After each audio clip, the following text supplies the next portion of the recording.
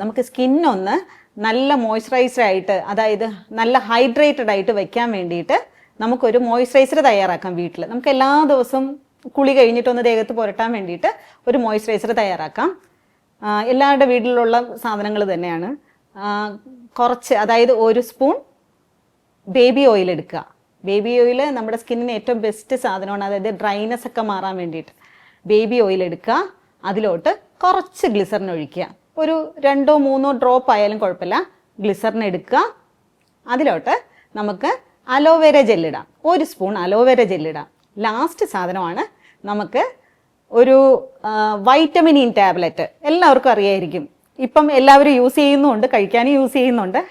ഇതെല്ലാം കൂടെ മിക്സ് ചെയ്തിട്ട് നമുക്ക് കുളിച്ചതിന് ശേഷം അല്ലെങ്കിൽ ദേഹം നന്നായിട്ട് ക്ലെൻസ് ചെയ്തതിന് ശേഷം നമുക്ക് ദേഹത്തും മുഖത്തും ഒക്കെ പുരട്ടി കൊടുക്കാം. എല്ലാവരും ചെയ്ത് നോക്കണം. ഡെയിലി യൂസ് ചെയ്യാൻ പറ്റുന്നതാണ്. നന്നായിട്ട് മോയ്സ്ചറായിട്ട് ഇരിക്കും.